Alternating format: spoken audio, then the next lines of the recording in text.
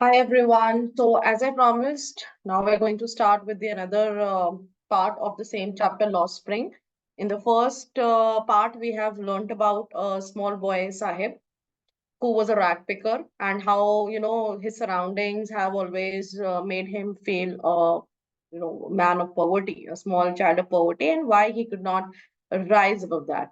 So now we are going to read about another aspect of the story, and the name of the boy is Mukesh here. So, I want to drive a car. So, this is the sentence spoken by Mukesh. There is another person, another small boy named Mukesh. Mukesh insist here means he kind of emphasizes on something, okay? This is E. Emphasizes. So, he emphasizes on being his own master. Now, Mukesh says that he doesn't want to, work under somebody. He wants to be like his own master. He wants to own a car also, and then he would like to drive. I will be a motor mechanic, he announces. So now this aim of Mukesh is to be a motor mechanic. But here is a contrast to it that we are going to read in the next line. Will he be able to be a motor mechanic? And if not, then what will be the reason behind it? So here the narrator again, the author again asks, do you know anything about cars? कि उसको car के बारे में कुछ information है? वो motor mechanic बनना चाहता है, बट क्या वो कार के बारे में कोई इन्फॉर्मेशन रखता है? बिकॉज जिस तरह के एनवायरनमेंट, जिस तरह की सराउंडिंग उसकी है, it is very difficult to feel कि ऐसा कोई पर्सन मोटर मैकेनिक बन सकता है.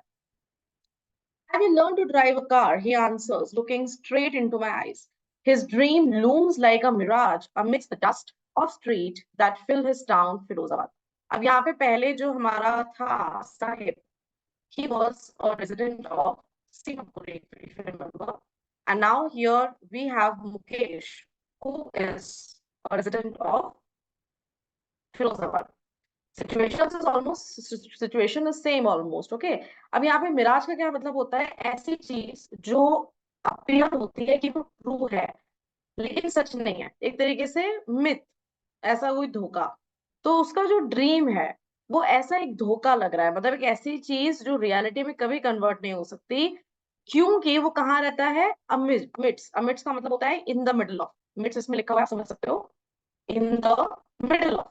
तो वो एक ऐसी जगह के बीच में है, फिरोजाबाद में एक ऐसी जगह काम कर रहा है जहां उसने जो बात बोली है कि I will be a motor mechanic, ये एक मिराज जैसी लग रही है जो कि रियलिटी से बहुत दूर है.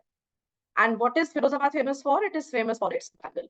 Every other family in Firozabad is engaged in making bangle. तो मतलब वहाँ पे फिरोजाबाद में ज्यादातर फैमिलीज जो है, जैसे सीमापुरी में सारे लोग बैकपैकिंग का काम करते थे, ऐसे फिरोजाबाद में सारे लोग जो है वो ऑक्युपाइड है बैंगल मेकिंग में. It is a center of India's glass blowing industry where families have spent generations working around furnaces, welding glass, making bangles for all women in the land, it seems. तो मतलब ज्यादातर जो generation है उन्होंने इस furnace में काम करा है. ऑफ कोर्स बैंगल मेकिंग के लिए उनको ग्लास की जरूरत होगी, वो वेल्डिंग होगी उसकी, उसमें कलर जाता होगा. तो ये जितने प्रोसेसेस हैं ये सारे जो करे गए हैं ये इटसेल्फ इन द फर्नेस करे गए हैं. और फिरोजाबाद की मैक्सिमम फैमिलीज इसमें इन्वॉल्व रही हैं. Mukesh's family is one of them. तो मुकेश की फैमिली भी उनमें से एक थी. None of them know that it is illegal for children like him to work in the glass furnace with high temperature, dingy cells. Dingy मतलब यहाँ पे है dirty. Dirty cell मतलब dirty rooms. अब as per child labor law, है ना, एक law होता है चाइल्ड लेबर जिसके हिसाब से एक पर्टिकुलर एज से नीचे बच्चे कुछ भी नहीं कर सकते. इनफैक्ट जो बच्चे भीख मांगते हैं वो भी एक तरीके से चाइल्ड लेबर है, उसको भी अलाउड नहीं करना चाहिए. तो यहाँ पे जो नैरेटर है वो ये बोल रही है कि मुकेश की फैमिली को और मुकेश जैसी और फैमिलीज को नहीं पता है कि ये जो यहाँ पे कर रहे हैं ये एक चाइल्ड लेबर है, ये अगेंस्ट द लॉ है. And the law if enforce, और अगर लॉ यहाँ पे लगा दिया जाए या फिर उसको खुद से फॉलो किया जाए, मतलब लोग इस लॉ को फॉलो करने लगे, it could get him and all those 20,000 children out of the hot furnaces where they slog their daylight hours, often losing the brightness of their eyes. तो अगर कोई इस लॉ के बारे में इंफॉर्मेशन कर दे तो ये जो 20,000 बच्चे बेचारे जो इस बैंगल इंडस्ट्री में काम करते हैं उनको वहां से निकलने का मौका मिल जाएगा, उनको निकाल दिया जाएगा, वहां से फोर्सफुल निकाला जाएगा, because it is against the law. Mukesh I beam as he volunteers to take me home. अब यहाँ मुकेश जो है, बीम का मतलब शाइन, मुकेश जो है बहुत खुश होता है, वो नैरेटिव फॉलो करता है कि चलो मैं आपको अपने घर लेके चलता हूँ. which he proudly says is being rebuilt. मतलब उसका घर अभी जो है वो rebuilt हो रहा है, दोबारा से उसमें कुछ कंस्ट्रक्शन हो रहा है. We walk down stinking lanes. Stinking मतलब bad smell, जिसमें बहुत ज्यादा स्मेल आ रही है. Choked with garbage, और वो पूरी भरी हुई है, बंद है garbage से. Past homes that remain hovels with crumbling walls, wobbly doors, no windows. अब ये जो hovel with crumbling walls है, wobbly doors, no window है, इसका सिंपली मतलब है कि आप समझ सकते हो कि एक हट जैसा स्ट्रक्चर है, और उसका जो ढांचा है, जो ग्राउंड बेस है, वो भी बहुत ज्यादा वीक है. उसके जो रूफ है वो भी बहुत वीक है. वॉबली का मतलब ये है कि बिल्कुल कमजोर घर है, मतलब सब कुछ टूटा हुआ है, उसमें कोई विंडो नहीं है. और वो ऐसे मटेरियल से बना हुआ है कि अगर आप उसको एक बार पुश करोगे तो वो एकदम टूट जाएगा. Crowded with families of humans and animals, और उतने से घर में भी उन्होंने अपने लोग तो रखे हैं, साथ में एनिमल्स भी उस घर में रहते हैं. इन अ प्राइमेबल स्टेट, प्राइमेबल मतलब बहुत खराब, in a bad state. He stops at the door of one such house, bangs a wobbly iron door with his foot, and pushes it open. We enter a half-built shack. In one part of it, thatched with dead grass, is a firewood stove. अब यहाँ पे जो thatched with dead grass लिखा हुआ है, आप ये समझो कि इतने सारे घर जो उसने देखे, उसमें से एक घर में होता है जहाँ पे जो रूफ होती है, मतलब thatched मतलब जो पूरे घर को कवर करा हुआ होता है, उनका पूरा घर, उनकी जो रूफ कवर हुई होती है, वो एक डेड ग्रास से कवर कर देती है. और सोच कि उसकी ड्यूरेबिलिटी उस घर की कितनी होगी, जो पुरानी सड़ी हुई घासों से उसके ऊपर उन्होंने एक पूरा कवरेज बना रखा था. और उसके अंदर क्या था, एक फायरवुड स्टोव था, over which sits a large vessel of sizzling spinach sheets.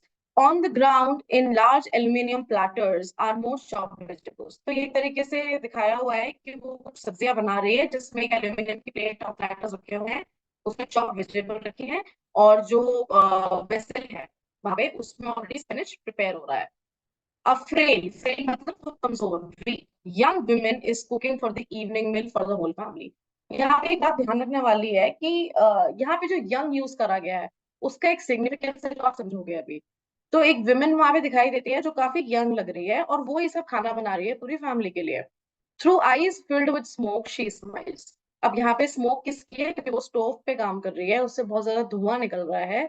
और उनके घर इतने ज्यादा मॉडर्न या टेक्निकली एडवांस नहीं होते हैं कि चिमनी यूज हो उसमें, जो स्मोक को अपनी तरफ अट्रैक्ट कर ले और ज्यादा क्लॉगी ना बनाए.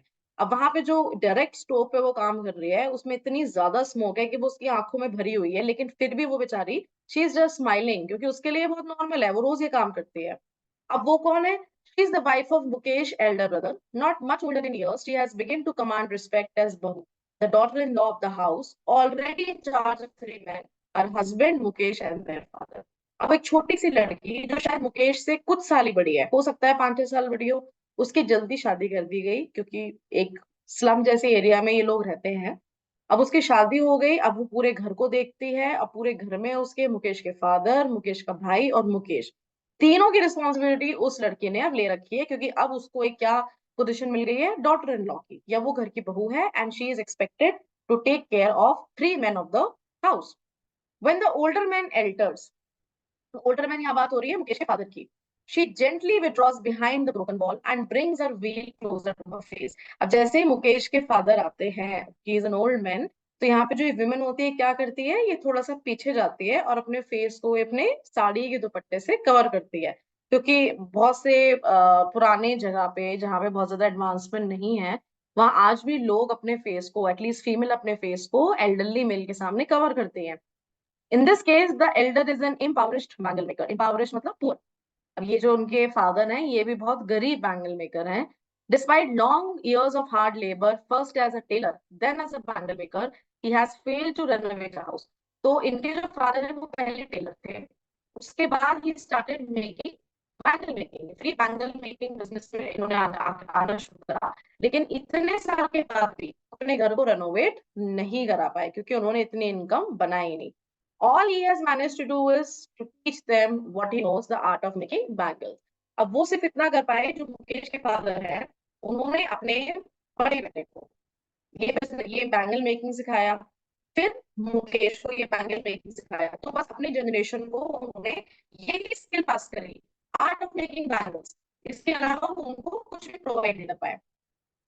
It is his karam, his destiny, says Mukesh's grandmother, who has watched her own husband go blind with the dust from polishing the glass of bangle. अब वो ये बोलती है ये तो मुकेश के कर्म है, मुकेश को यही करना था। अब जैसे यहाँ पे जो ये कर्म वाली बात है ना, इसको आप ऐसे भी रिलेट कर सकते हो कि ये लोग अपने करंट सिचुएशन से, जैसे ये अपनी गरीबी से या अपनी पॉवर्टी से निकलना नहीं चाहते, क्योंकि इनका एक बिलीफ है कि भाई ये तो हमारे कर्म में, तो इस जन्म में यही करना है।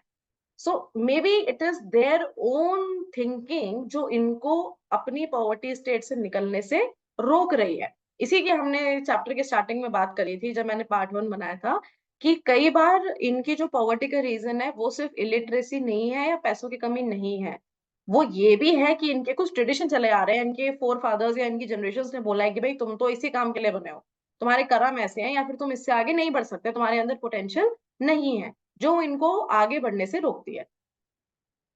क्या ना God given lineage ever be broken? देखो ये लाइन मतलब होता है गॉड गिवन लीनिएज, मतलब एक ऐसा वरदान आप कह लो कि भगवान ने आपको एक चीज पास करी है और वो हमें पास होते जा रही है, तो हम उसे कैसे तोड़ सकते हैं? ये इनका एक बड़ा स्टूपिड सा बिलीव है। गॉड गिवन लीनिएज का मतलब है भाई भगवान ने हमें ये काम के लिए यहाँ भेजा है, तो हम उसको कैसे अपोज कर सकते हैं? Born in the caste of bangle makers, they have seen nothing but bangle। अब क्योंकि भाई वो उसी कास्ट में पैदा हुए हैं जहाँ बैंगल मेकिंग होती है, तो उन्होंने पूरी जिंदगी सिर्फ क्या देखा है? बैंगल देखी है। इन द यार्ड, अपने यार्ड में बैंगल देखी है। In every other house, every other yard, every other street, जहां जहां वो जाते हैं उन्होंने सिर्फ बैंगल्स देखी हैं। Colours of bangle Sunny gold, अब ये कलर्स बता रहे हैं किस किस तरह की, सनी गोल्ड, पेटी green, royal blue, pink purple, every colour. born out of the seven colors of the rainbow, lie in moats in unkempt yard। See unkempt मतलब यहाँ पे अगेन होता है बहुत ही बेकार कंडीशन में, तो उनके यार्ड जो है वो तो बहुत डर्टी है, और जो माउंट्स का मतलब होता है इन प्लेंटी, बहुत ज्यादा उसमें, बहुत ज्यादा यू कैन से बहुत ज्यादा अमाउंट में। Okay, are piled in four wheeled hand carts pushed by young men along the narrow lanes of the shanty town। Shanty मतलब वो शोषण वाला। अब ये चार व्हील हैंड कार्ड्स क्या है?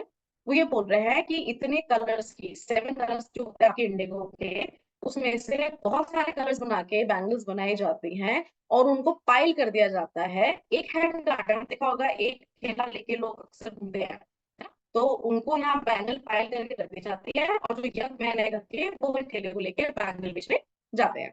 And in dark hutments, next to lines of flames of flickering oil lamp, sit boys and girls with their fathers and mothers, welding pieces of colored glass into circles of bangle.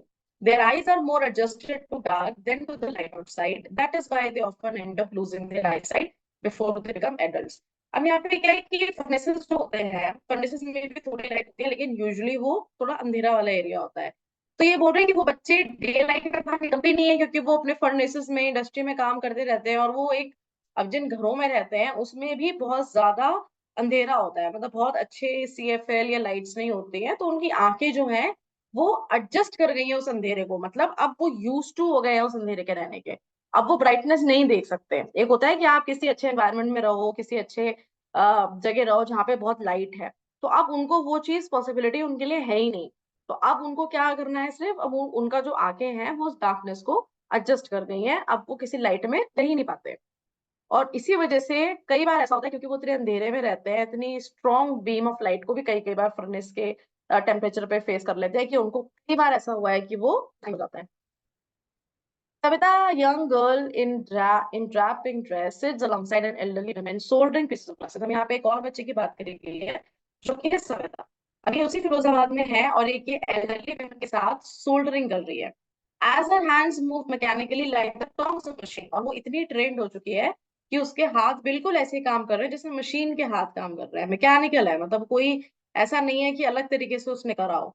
I wonder if she knows the sanctity, sanctity मतलब होता है purity, है ना, और bangles she help में। Narrator कह रही है कि इतनी छोटी सी बच्ची बैंगल्स बना रही है, लेकिन इसको पता है कि ये क्या कर रही है, वो बैंगल की क्या प्योरिटी है, क्या सिग्निफिकेंस है हम लोगों के रिलीजन में। It symbolizes an Indian woman's suhag, auspiciousness in marriage. It will dawn on her suddenly one day when her head is draped with a red wheel, her hands dyed red with henna, and red bangles rolled onto her wrist. अब वो क्या कह रही है कि इसको इसकी sanctity पता ही नहीं है इस बच्ची को, कि ये जो बैंगल है ये हर इंडियन विमेन की एक आइडेंटिटी है, सुहाग का पार्ट है, जो इंडियन विमेन बहुत ज्यादा मानती है कि अगर हम चूड़ी नहीं पहनेंगे तो एक तरीके से गलत माना जाता है उसको कि all the married females they have to wear bangles, and that bangle has a very specific relevance to the suhag, the livelihood of her husband. और नैरेटर ये भी बोल रही है कि यही चूड़ियां जो आज वो बना रही है, एक दिन उसी के हाथों में डाल दी जाएंगी, उसके हाथों में मेहंदी लगा दी जाएगी हिना से, उसके सर पे रेड कलर का दुपट्टा आ जाएगा और उसकी शादी करा दी जाएगी। Like the old woman beside her who became one many years ago, मतलब वो ओल्ड वुमन की जैसे ही शादीशुदा बन जाएगी जैसे आज वो उसके साथ बैठी हुई है। She still has bangles on her wrist but no light in her eyes, एक वक्त से भर खाना भी नहीं खाया। She says in a voice drained of joy. Drained joy का मतलब क्या है? खुशी है ही नहीं उसके, मतलब उसके हाथ में चूड़ियां तो हैं बट वो स्पार्कल नहीं है, क्योंकि वो बहुत सालों से एक गरीबी में जी रही है। She has not enjoyed even one full meal in her entire lifetime. That is what she has reaped. Her husband, an old man with a flowing beard, says, I know nothing except bangles. All I have done is to make a house for the family to live in. अब ये जो women है जो यहाँ पे soldering कर रही है, ये कहती है कि मैंने इतना काम करा, इतने साल से काम कर रही हूँ, लेकिन एक वक्त की पूरी मील, मतलब सब कुछ हो जिसमें, वो मील मैं आज तक नहीं खा पाई हूँ। एंड ये बहुत ही ज्यादा खराब चीज है कि उनके एरिया में इतनी ज्यादा पॉवर्टी है कि वो एक मील तक नहीं अफोर्ड कर पाई। और उसका जो हस्बैंड है वो क्या कहता है, मैंने भी इतने टाइम से काम करा है लेकिन अब मैं सिर्फ क्या बना पाया हूँ, मैं एक बहुत छोटा सा घर बना पाया हूँ ताकि लोग उसके अंदर, मेरे घर वाले जो है उसके अंदर रह लें। क्योंकि आपने पहले उसमें ही पढ़ा था, इन लोगों के ट्रांजिट होम्स होते हैं, मतलब मूवेबल होम्स होते हैं, जहां इनको जो जो चीज मिलती है वो वहां पे रुक जाते हैं। ये हमने साहिब वाले चैप्टर में समझा था। साहिब जो था वो एक ट्रांजिट होम में रहता था क्योंकि उसको जहां पे भी फूड मिलता था वो वहां जाता था। Hearing him, one wonders if he has achieved what many have failed in their lifetime.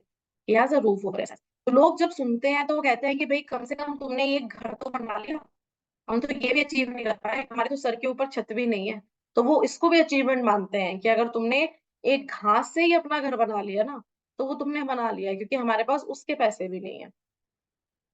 The cry of not having money to do anything except carry on the business of making bangle, not even enough to eat, rings a merry home. अब इनको problem क्या है कि इनके पास पैसा नहीं है ना, तो ये वही काम करते हैं, ये अपने बैंगल को ना सिर्फ अपने बैंगल बिजनेस को कंटिन्यू कर सकते हैं, इनके पास और पैसा ही नहीं है। तो जितनी भी जनरेशन पैदा होती हैं वो इस बैंगल बिजनेस में ही आ सकती है बाय डिफॉल्ट, क्योंकि उनके पास पैसा ही नहीं है कि वो बच्चे को कुछ और बिजनेस स्टार्ट कराएं या उन्हें कहीं और बाहर भेजें। The young men echo the lament of their elders. Little has moved with time, it seems, in Firozabad. Years of mind-numbing toil have killed all initiative and ability to dream. अब यहाँ पे माइंड टम्बलिंग और toil का क्या मतलब है? Mind tumbling toil का मतलब क्या है कि बहुत सालों से एक यूजलेस डिस्कशन होता रहता है लेकिन उसको कोई आउटपुट नहीं निकलता। तो अब जो भी बच्चा वहां पैदा होता है वो सीधे बैंगल इंडस्ट्री में काम करता है, उसको कुछ पता ही नहीं होता ना, वो पूछने के लिए दिमाग लगाता है। तो कोई इनिशिएटिव लेता ही नहीं, और कोई इनिशिएटिव नहीं लेता तो लोगों के सपने भी नहीं पूरे होते, वो सपने देख ही नहीं पाते क्योंकि उन्हें बताया जाता है कि भाई यही आपका काम है, इसी को आपको आगे परस्यू करना है। Why not organize yourself in cooperative. अब यहाँ पे जो नैरेटर होती है वो उनको सजेशन देती है कि आप अपने कोऑपरेटिव ऑर्गेनाइज क्यों नहीं करते, मतलब एक सोसाइटी क्यों नहीं बनाते, फिर आप अपने बैंगल बेचना शुरू करो, ये सोसाइटी में थोड़ा और प्रॉफिट मिलेगा आपको, लोग आपको फंडिंग देंगे, इस तरीके से आप एक अपनी छोटी कंपनी बना लो। डू इट लाइक दैट, अकेले अकेले काम करके बजाय बजाय आप लोग एक ऑर्गेनाइज स्ट्रक्चर में आ जाओ, एक कोऑपरेटिव सोसाइटी अपनी बना लो। I asked a group of young men who have fallen into the vicious circle of middlemen who trapped their fathers and forefathers. Vicious का मतलब होता है suspicious, जिस पे हम डाउट नहीं कर सकते हैं। तो वो कुछ लोगों से बोलती है जो आप कह सकते हो कि अमीर लोगों ने उनको बहला फुसला के ये काम में डाल दिया कि भाई तुम ये काम करो। तो वही जानना चाहती है कि आप इस काम से बाहर क्यों नहीं निकलते या फिर अपनी बिजनेस खुद क्यों नहीं बनाते। अब वो बोलता है, उसका जो आंसर आता है वो ये होता है, even if we get organized we are the ones who will be hold up. Hold up मतलब होता है ट्रैक, मतलब घसीटा जाएगा। या अगर हम अपनी सोसाइटी बना लेते हैं, हम अपना ग्रुप बना लेते हैं, तो हमें बनाने के लिए कौन रोकेगा? पुलिस। पुलिस वाले उनको ये काम नहीं करने देंगे। beaten and dragged to jail for doing something illegal। अब वो उनको जेल जाके छोड़ देंगे कि भाई आप इस सोसाइटी कैसे बना रहे हो, ये तो इलीगल है। There is no leader among them, अब उनको सपोर्ट करने वाला कोई लीडर ही नहीं है। No one who could help them see things differently. Their fathers are as tired as they are, they talk endlessly in a spiral that moves from poverty. अब यहाँ पे क्या मतलब है, आप एक स्पाइरल देखो, एक स्पाइरल सर्कल होता है, ठीक है। अब यहाँ पे पॉवर्टी लिखो, यहाँ पे एपैथी लिख लो, यहाँ पे ग्रेड लिख लो, अब यहाँ पे इनजस्टिस ले लो। अब उसका क्या कहने का मतलब है कि भाई उसके जो जनरेशनल पेरेंट, जो उसके फादर हैं, उसके विलेज के बड़े लोग हैं, उनके पास क्या काम है, वो सिर्फ इन्हीं बातों पे, पॉवर्टी, ग्रीड, इनजस्टिस और एपैथी, इन्हीं पे वो सर्कल घूमता रहता है, लेकिन इस सर्कल से कभी कोई कंक्लूजन बाहर निकल के नहीं आता। कुछ लोग अपनी पॉवर्टी को होते हैं, कुछ लोग लालच के लिए कहते हैं, कुछ कहते हैं हमारे इनजस्टिस हो रहा है, लेकिन फिर क्या, व्हाट नेक्स्ट, आगे वो कुछ नहीं कर पाते। और यहाँ पे आप एपैथी का कह सकते हो, एपैथी का मतलब होता है नॉट इंटरेस्टेड, उन्हें इंटरेस्ट है ही नहीं, वो सिर्फ बातें करते हैं और इससे आगे कोई कंक्लूजन नहीं निकलता। Listening to them I see two distinct, distinct का मतलब होता है डिफरेंट। अब जब वो ये उन दोनों की बात सुनती है तो कहती है कि मुझे दो वर्ड दिखाई दे रहे हैं जो तुम कह रहे हो। One of the family caught in a web of poverty burdened by the stigma of caste। अब यहाँ पे एक ऐसी फैमिली है जो पॉवर्टी से है, पॉवर्टी में है और कास्ट की वजह से है, क्योंकि उनकी सबसे बड़ी रीजन क्या है कि वो अपनी कास्ट से आगे बढ़ना नहीं चाहते, वो अपनी चीजों से आगे मूव नहीं करना चाहते। और अदर क्या है, विशियस सर्कल ऑफ साहूकार, middleman, police, keepers of law, bureaucrats and politicians. दूसरा वर्ड क्या है, इन लोगों का, जो इनको आगे बढ़ने नहीं देते, है ना। Together they have imposed the baggage on the child that he can not put down. अब ये कह रहे हैं यहाँ पे किस चाइल्ड की बात हो रही है, मुकेश की बात हो रही है। दो लोगों ने, एक तो ये खुद की फैमिली, मुकेश की फैमिली, और ये जो साहूकार, पुलिसमैन, ब्यूरोक्रेट है, इन लोगों ने मुकेश को जबरदस्ती इसके ऊपर एक बर्डन डाल दिया है कि भाई तुम्हें यही काम करना है। मुकेश के ऊपर नहीं, सिर्फ मुकेश जैसे सारे बच्चे जो वहां पैदा होते हैं सब पे ये बर्डन डाल दिया है। Before he is aware he accept naturally as a father. Before he is aware मतलब जब तक कोई बच्चा फिरोजाबाद में पैदा होता है और वो समझ पाता है कि भाई क्या क्या काम होते हैं, उसको सबसे पहले इस चीज के बारे में बता दिया जाता है। To do anything else would mean to dare, and daring is not a part of his growing up. When I sense a flash of it in Mukesh, I am cheer। अब यहाँ पे क्या कह रहे हैं कि पूरे फिरोजाबाद में कोई डेयर नहीं करता कि इस फैमिली हिस्ट्री से बाहर निकल के काम करे, लेकिन मुकेश में नैरेटर थोड़ा सा फ्लैश देखती है, थोड़ा सा अमाउंट में देखती है कि मुकेश कुछ और करना चाहता है। I want to be a motor mechanic, तो वो बताता है कि मैं फैमिली इंडस्ट्री में नहीं जाना चाहता, तो अपने मोटर मैकेनिक बनना चाहता। He will go to a garage and learn, but the garage is a long way from his home. I will go। अब वो जो गराज है जहाँ पे ये मोटर मैकेनिक बनना चाहता है, कार के बारे में सीखना चाहता है, वो बहुत दूर है, लेकिन मुकेश कह रहा है कि मुझे कोई प्रॉब्लम नहीं है, मैं वॉक करके चला जाऊंगा। Do you dream of flying a plane? He is suddenly silent. अब जो नरेटर होते हैं वो बोलते हैं कि तुम्हें सिर्फ मोटर गराज में ही शौक है, तुम कभी प्लेन उड़ाने का भी सोचते हो? तो यहाँ पे ये सुनने के बाद वो बिल्कुल शांत हो जाता है। No, he says staring at the ground. In his small murmur there is an embarrassment that does not yet turn into regret. He is content to dream of cars that he sees hurling down the street of his town. Hurtling का मतलब होता है बहुत ज्यादा high speed पे car जो move करती है, ठीक है। अब ये क्या कह रहा है कि जब डायरेक्टर उसको बोलती है कि भाई तुम कार की बात कर रहे हो बट कभी प्लेन की बात सोची तुमने, क्या प्लेन उड़ाना चाहते हो? तो यहाँ पे मुकेश जो है वो बहुत ज्यादा एम्बेरस हो जाता है। एम्बेरसमेंट उसका होने का सिर्फ ये रीजन है क्योंकि उसने आज तक प्लेन को कभी ऊपर उड़ते हुए देखा ही नहीं, बहुत कम प्लेन उसने देखे हैं फिरोजाबाद के ऊपर, तो उसको पता है कि वो उस चीज में नहीं जा पाएगा। बस उसने क्या देखा है, अपने जो विलेज से, अपने जो एरिया से निकलती हुई कार है जो हर्टल करती हुई जाती है स्ट्रीट्स पे, वो उन्हीं पे जाना चाहता है। So this was a small and short story about Mukesh. I hope it's clear to you. If there is any doubt, you can always feel free to ask me in the comment section. Hope you have liked. So please subscribe, share my video, and help others also to learn. Thank you.